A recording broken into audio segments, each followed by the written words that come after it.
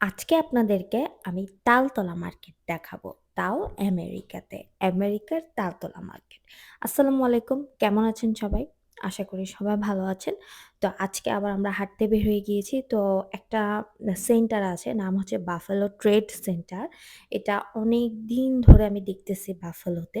তো কখনো যাওয়া হয়নি। সো আমাদের বাসা থেকে মাত্র ২৫ মিনিটের দূরত্বে হাঁটা। সো আমি, আমার হাসব্যান্ড, বাচ্চা সহ হাঁটতে বের হয়েছি।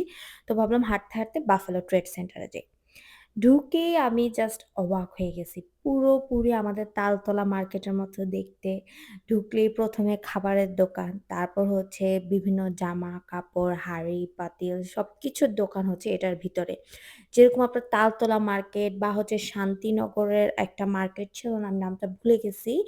শান্তিনগরের যে মার্কেটটা সেটার মতো লেগেছে অনেকটা আমার কাছে। এখানে খাবারের দোকান, তারপর কাঁথা, কাপড়, বালিশ মানে হাঁড়ি-পাতিল সবকিছু দোকান ছিল। ১ম এ ঢুকেই দেখলাম অনেক দোকান এখানে সেল চলতেছে। এখানে একটা 'দেশবেশ' নামের একটা দোকান আছে। সেই দোকানটা হচ্ছে এখানে সবচেয়ে বড় দোকান। এখানে বাংলাদেশী কাপড়-চোপড়, পাকিস্তানি কাপড়-চোপড়, পাঞ্জাবি, বাচ্চাদের, ছেলেদের পার্স, জুয়েলারি সবকিছু এখানে এভেইলেবল পাওয়া যায়। ইভেন কি বিয়ের কাপড়-চোপড়ও আবার বলেন অনুষ্ঠানের কাপড়-চোপড়ও পাওয়া যায়।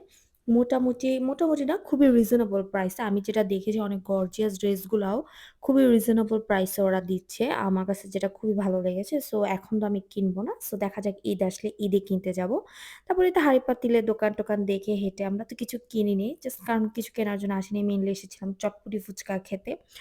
তো ১ম এ এসেই আরকি খেতে বসে পড়লাম। আমরা একটা মুড়ি অর্ডার করেছি, চটপটি অর্ডার করেছি। তারপর হচ্ছে একটা দই ফুচকা নিয়েছি। অনেকদিন ধরে দই ফুচকা খাওয়া হয় নাই। তাই দই ফুচকা খেলাম। পুরাই বাংলাদেশের তালতলা মার্কেটের মতো ফিল। কেনাকাটা করব না কিন্তু এসে খাবো টুকটাক। তো এই ছিল আজকের দিনটা আমাদের।